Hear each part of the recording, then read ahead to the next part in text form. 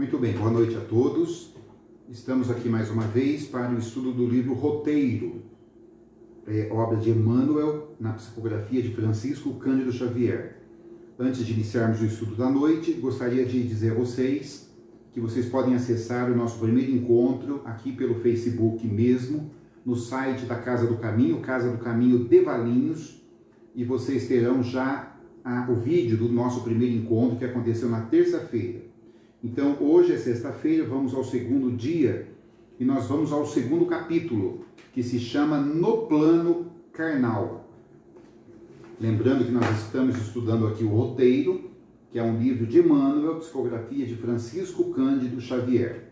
Então, aqui no segundo capítulo, Emmanuel propõe o seguinte: isolado na concha milagrosa do corpo, o espírito está reduzido em suas percepções a limites que se fazem necessários. A esfera sensorial funciona para ele à maneira de câmara abafadora. Visão, audição, tato padecem enormes restrições.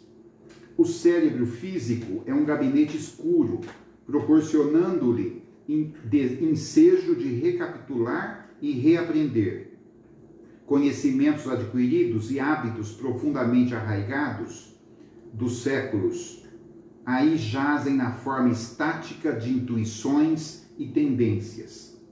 Forças inexploradas e infinitos recursos nele dormem, aguardando a alavanca da vontade para se externarem no rumo da superconsciência.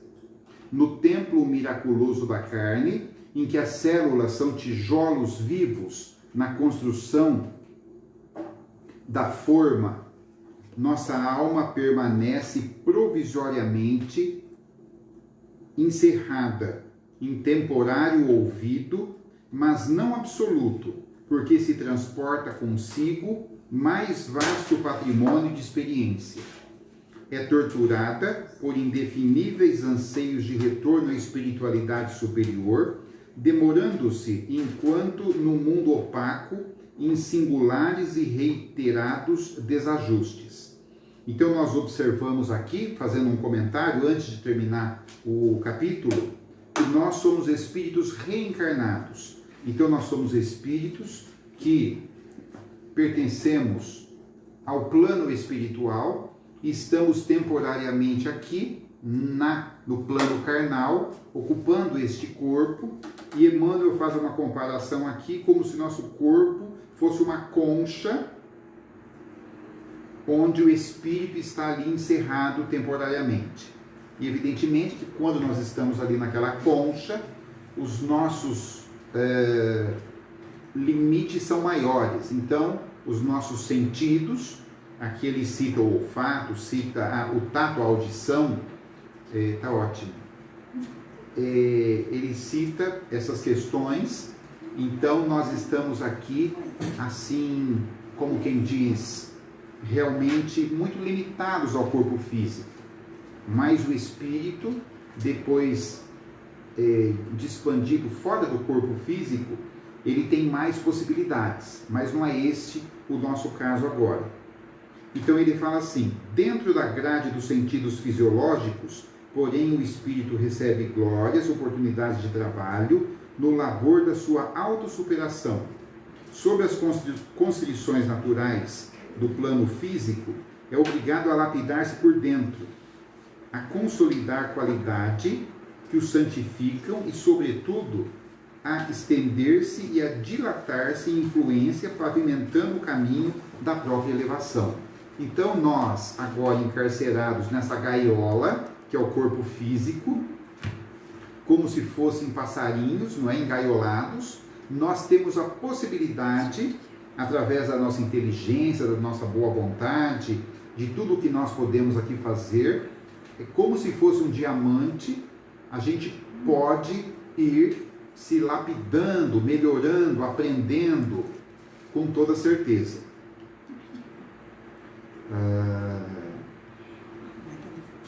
Fazendo um parênteses aqui, eu posso dizer que vocês podem fazer os seus comentários no nosso inbox aqui, é comentário que fala, né? Fazer as suas perguntas, se nós soubermos responder, evidentemente. E, enfim. Continuando então aqui. Na existência carnal, encontra multiplicados meios de exercício à luta para a aquisição e fixação dos dons de que necessita para respirar em mais alto clima. Pela necessidade, o verme se arrasta das profundezas para a luz. Pela necessidade, a abelha se transporta a enormes distâncias, à procura de flores que lhe garantam o fabrico do mel. Vocês podem observar, vocês que estão nos acompanhando aqui, que estão aqui pelo Face, nós temos um poder muito grande de superação. Então, nós podemos superar tudo. Isso é muito importante, de acordo com a nossa necessidade. Assim também, pela necessidade de sublimação, o espírito atravessa extensos túneis da sombra na terra, de modo a estender os poderes que lhe são peculiares.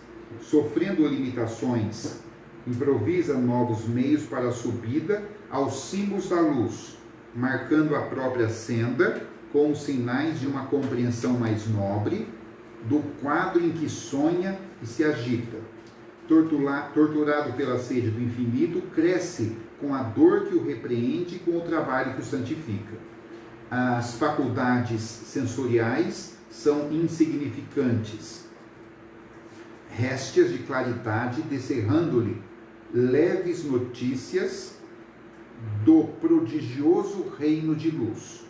E quando sabe utilizar as sombras do palácio corporal que o aprisiona temporariamente no desenvolvimento de suas faculdades divinas, meditando e agindo no bem, pouco a pouco tece as asas de amor e sabedoria com que mais tarde desferirá venturosamente os voos sublimes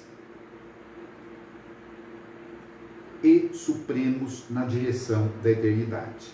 Muita gente vê assim um abismo muito grande na atual circunstância, principalmente nessa que nós estamos vivendo. Tem que ter cuidado, todo cuidado, claro.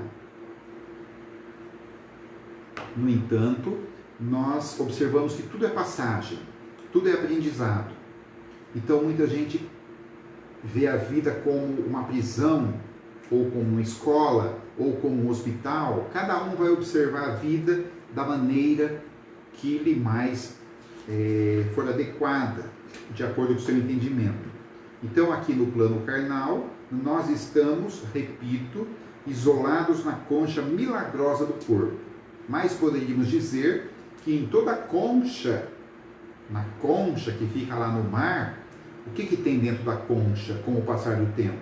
Ela vai se formar uma pérola. Então nós temos aqui essa pérola, nós temos aqui essa joia preciosa, esse diamante que é a vida, e que nós podemos realmente aprender muito com essa questão da nossa presente reencarnação. Bom, aqui já no capítulo 3, ele diz o seguinte: o santuário sublime. No outro tempo, as nações admiravam como maravilhas o colosso de Rhodes, os jardins suspensos da Babilônia, o túmulo de Mausolo, e hoje não há quem fuja ao assombro diante das obras surpreendentes da engenharia, como a Catedral de Milão, a Torre Eiffel e os arranha-céus de Nova York. E Emmanuel não comenta aqui o que viria depois dos próximos 70 anos, que são os arranha-céus do Japão, da China, de Dubai, as pontes maravilhosas que se constrói hoje para transpor os caminhos. Então diz aqui Emmanuel: raros estudiosos, no entanto, se recordam dos prodígios do corpo humano, realização paciente da sabedoria divina, dos milênios, templo da alma, em temporário aprendizado na terra. Então, nós observamos aqui que tudo é feito por Deus de uma maneira acertada, através dos espíritos delegados para isso. Então, muita gente questiona assim, como que Deus cria? Como será que Deus faz a criação? Será que Ele faz, faça-se a luz se faz? Mas nós entendemos que desde a criação do globo da Terra, existem equipes espirituais que são responsáveis pelas reencarnações dos espíritos, são responsáveis, por exemplo, pela criação do reino vegetal. Outro grupo de espíritos são responsáveis pelos animais. Desde a época dos dinossauros, né, até os bichos, os animaizinhos que nós temos hoje na nossa casa. Então, cada equipe espiritual é responsável por uma área, vamos dizer assim, da criação divina hoje na face da Terra. E o nosso corpo humano não é diferente, como está aqui Emmanuel, que foi resultado de milênios, não é, de estudos dos espíritos para que chegasse no corpo humano que nós conhecemos hoje.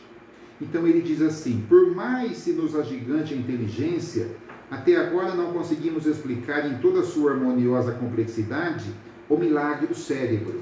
Então veja, hoje em 2020, os médicos ainda estão estudando a questão do cérebro, não é? As drogas foram desenvolvidas, mas ainda muitas doenças cerebrais nós estamos procurando entender.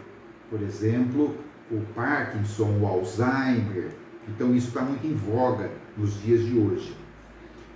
Continua aqui Emmanuel: com o coeficiente de bilhões de células, o aparelho elétrico, por exemplo, do sistema nervoso, com os gânglios à maneira de interruptores de células sensíveis por receptores em circuito especializado, com os neurônios sensitivos, motores intermediários, que ajudam a graduar as impressões necessárias ao progresso da mente encarnada, dando passagem à corrente nervosa, com a velocidade aproximada de 70 metros por segundo. A câmara ocular, onde as imagens viajam da retina para os recônditos do cérebro, e em cuja intimidade se incorporam as telas da memória, como patrimônio inalienável do espírito.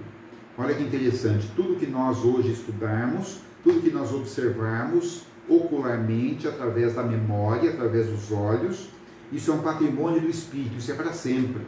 Isso aí nós vamos levar para sempre, não é? O parque da audição, com seus complicados recursos para o registro dos sons e para a fixação deles nos recessos da alma, que seleciona ruídos e palavras. Então, os sons que nós escutamos, as palavras que nós escutamos, a música que você ouve, nós não vamos esquecer jamais. Então, de repente, você escuta uma música e fala: nossa, de onde que eu já ouvi essa música? Quem que canta? Você já conhece a melodia, você já conhece as notas ali que recaem sobre seus ouvidos. Isso aí é um patrimônio não do corpo físico, que vai se enterrar daqui a uns tempos, mas do próprio espírito, definindo-os e catalogando-os na situação e no conceito de que lhes são próprios. O centro da fala, a sede miraculosa do gosto nas papilas da língua, com potencial de corpúsculos gustativos que ultrapassa o número de 2.000 gêneros gustativos nós podemos ter, segundo aqui Emmanuel. Então, e olha quanta coisa a gente pode provar, pode experimentar. Tem gente que não gosta daquilo, tem gente que não gosta disso. As admiráveis revelações do esqueleto ósseo, as fibras musculares, o aparelho digestivo, o tubo intestinal, o motor do coração, o coração que trabalha 50, 60, 70, 80, 100 anos seguidos sem descanso, a fábrica de sucos gástricos, de sucos do fígado que permitem a digestão, o vaso de fermentos do pâncreas, o caprichoso sistema sanguíneo, com os seus milhões de vidas microscópicas e com as suas artérias vigorosas, que suportam a pressão de várias atmosferas. O avançado laboratório dos pulmões, o precioso serviço da seleção dos rins, a epiderme com seus segredos, dificilmente abordáveis, os órgãos veneráveis da atividade genésica e os fulcros elétricos e magnéticos das glândulas no sistema endocrínico.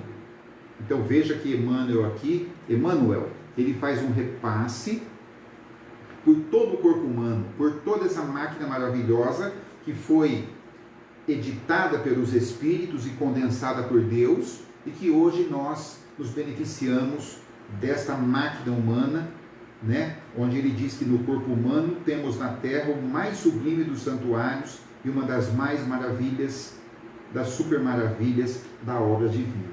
Muito mais, pega um pouquinho de água para mim. Muito mais maravilhoso o santuário do corpo do que os jardins suspensos da Babilônia, o Colosso de Rhodes, o túmulo de Mausolo, ou as maravilhas modernas que nós temos hoje, quer seja o que nós já citamos aqui na noite de hoje. Então, da cabeça aos pés, sentimos a glória do Supremo Idealizador, que pouco a pouco, no decurso incessante dos milênios, organizou para o espírito em crescimento o domicílio da carne em que a alma se manifesta.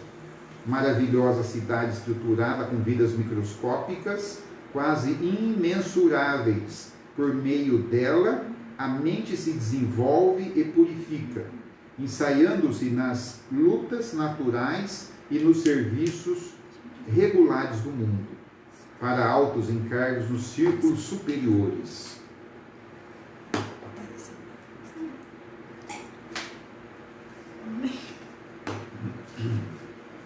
Então, aqui nós estamos refletindo o capítulo 3 do livro Roteiro.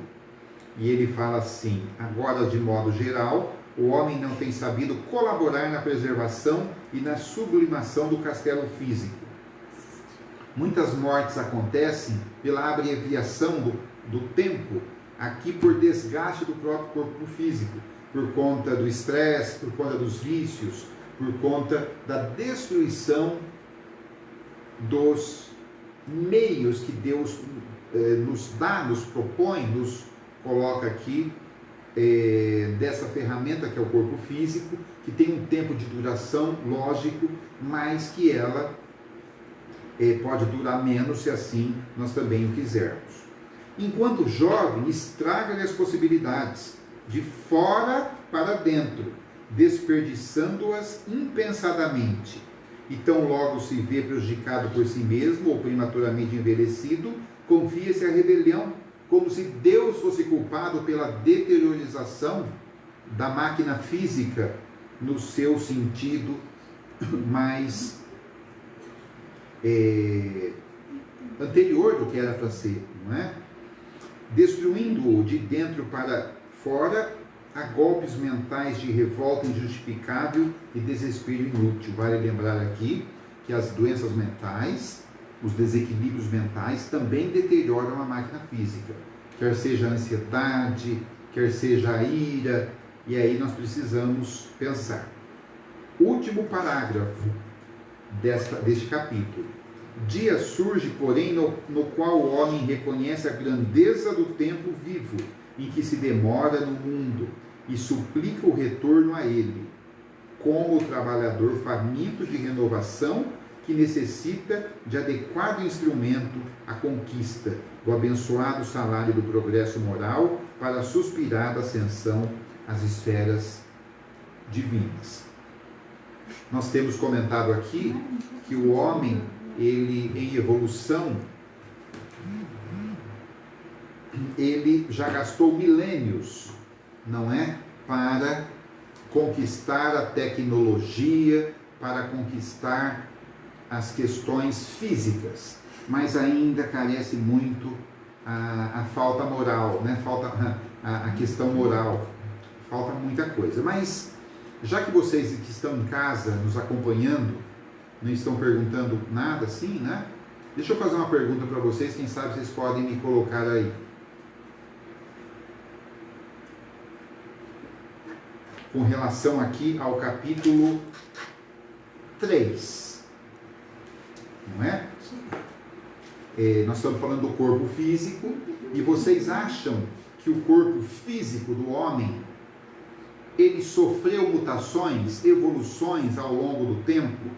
Vocês acham que sim, acham que não? O que vocês acham? Sim ou não? O pessoal que está em casa, o pessoal que está aqui, nós temos aqui no bastidor aqui em casa, a Isabela está ali, a Cláudia também está ali, e nós temos aqui a Sofia, que é a gatinha. O pessoal não pode aparecer porque eles já estão de pijama, inclusive, não é? Aliás, todo mundo em casa é o verdadeiro festival do pijama, não é verdade? Então, nós temos aqui a... Mas vocês podem me responder essa pergunta daqui a pouquinho, se o corpo físico sofreu mutação, sofreu transformação, sofreu evolução de quando nós fomos criados por Deus e começamos as nossas reencarnações até os dias de hoje. Será que esse corpo teve mutação? E aí, antes de encerrar, nós vamos ao capítulo 4. Vamos fazer hoje 3 capítulos, para aproveitar a noite de hoje. Hoje uma sexta-feira quente, não é? Nós falamos aqui, para quem está nos assistindo ou vai assistir esse vídeo depois, direto da cidade de Valinhos.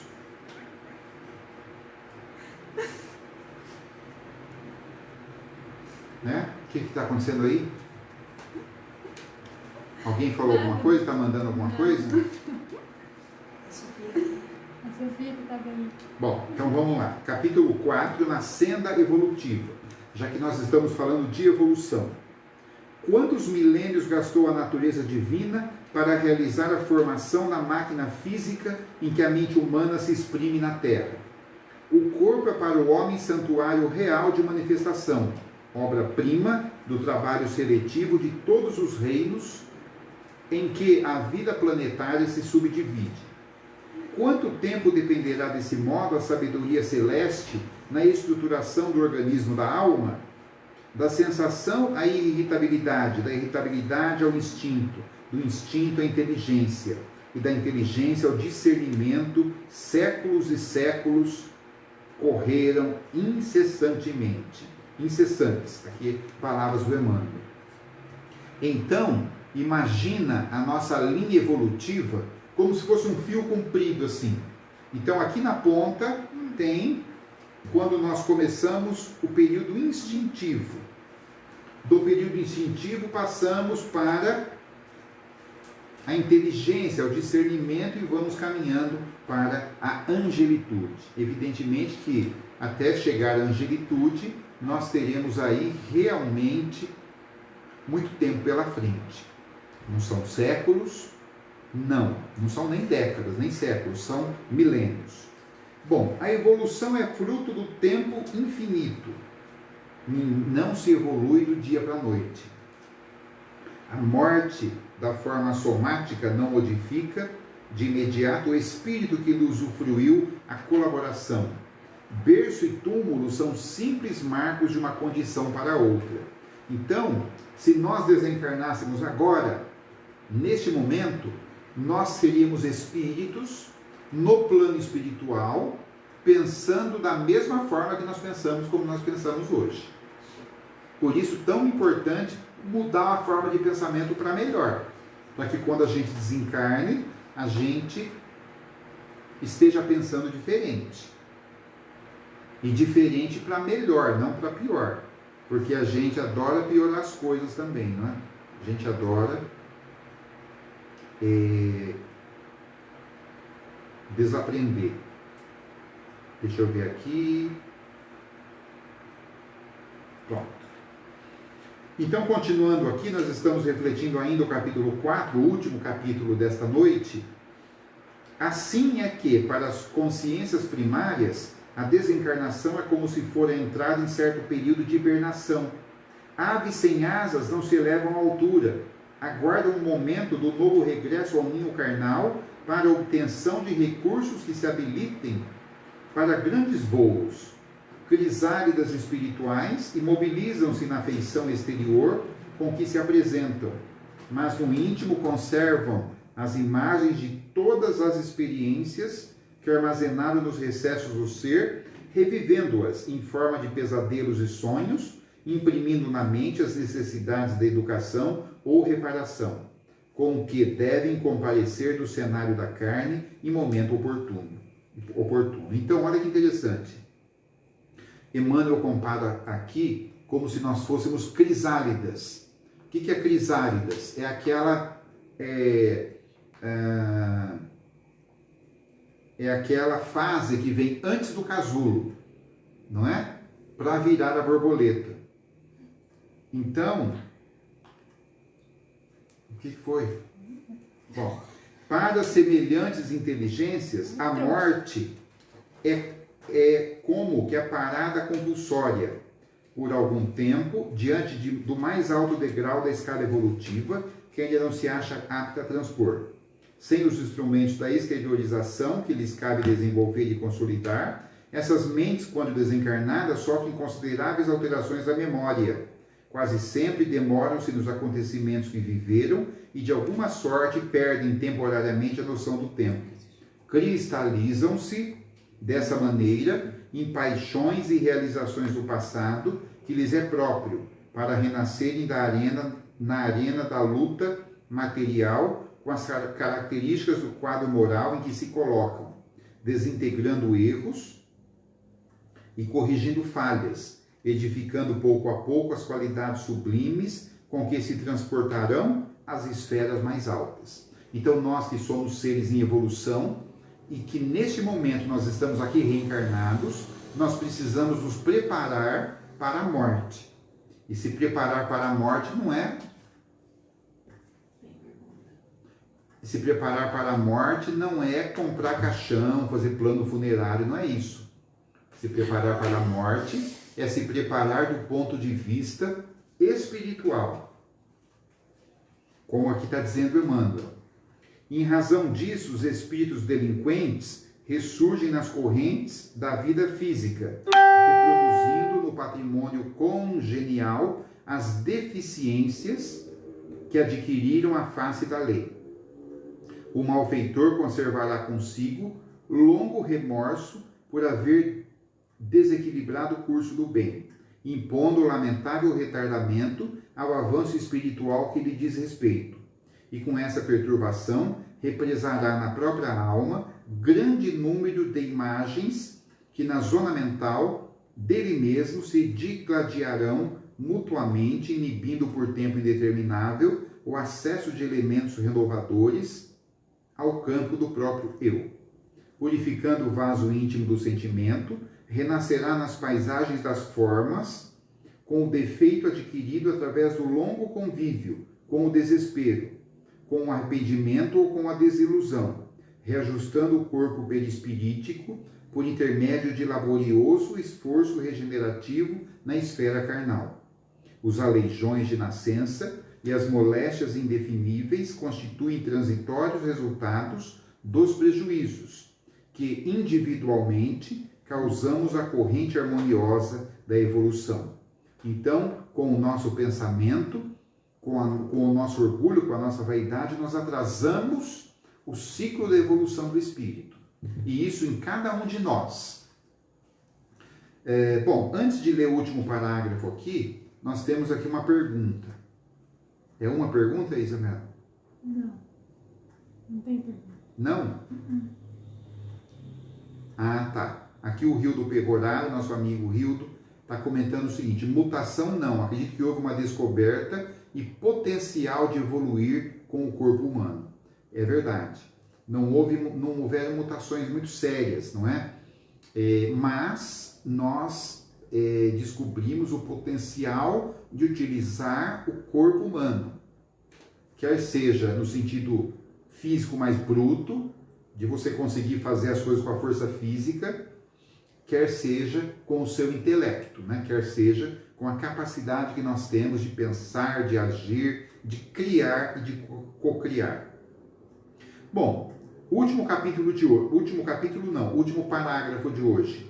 De átomo a átomo, organizam-se os corpos astronômicos dos mundos e da pequenina experiência em pequenina experiência, infinitamente repetidas, alarga-se-nos o poder da mente e sublima-se-nos as manifestações da alma, que no escoar das eras incomensuráveis cresce no conhecimento e aprimora-se na virtude, estruturando pacientemente no seio do espaço e do tempo o veículo glorioso com que escalaremos um dia os impérios deslumbrantes da beleza imortal.